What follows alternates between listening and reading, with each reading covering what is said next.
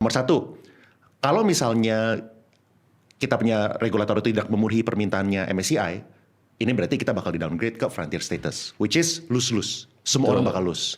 Yang fundamental play bakal lose, yang invest di blue chip bakal lose, yang invest di indeks apapun lah, yang invest di manapun pasti lose gitu. Soalnya bakal ada outflow besar-besaran. Potensi nomor dua adalah regulator kita memenuhi permintaannya MSCI.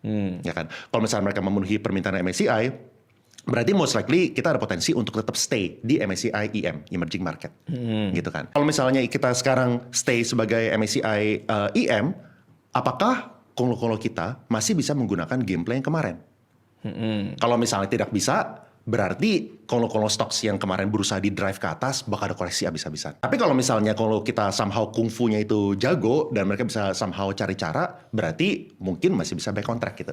Nah, either way kelihatannya bakal butuh waktu untuk itu play out lah. Dan kita, menurut gue ya ujung-ujungnya jangan sampai kitanya kena kick dari frontier. Itu menurut gue the worst case scenario. Gitu. Cuman kalau misalnya lu tanya gue, seharusnya kita sih nge-downgrade probabilitas wise. Seharusnya. Soalnya kalau misalnya kita pikir secara logika, kalau misalnya kita sampai turun, itu very bad news. Dan kalau misalnya kita ngomongin indeks kan ada banyak.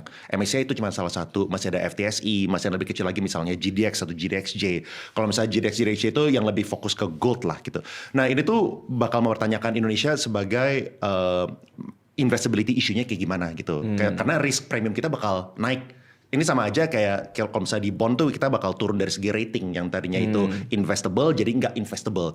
Ada yang bahasa itu namanya risk premium. Artinya kalau misalnya mereka investasi di kita bakal diminta return yang lebih tinggi untuk asing itu tertarik untuk masuk ke kita. Gitu. Nah kalau misalnya itu terjadi kita sampai turun grade segala macam, risk premium naik, itu kaitannya ke semuanya tuh, termasuk ke usaha-usaha juga. Artinya kalau misalnya kita pinjam duit itu bakal lebih mahal lagi gitu kan. Jadi implikasinya bakal kemana-mana. Kalau misalnya yang gue harapkan tentunya kita tidak di-downgrade dan harusnya most likely orang bakal bekerja keras untuk itu.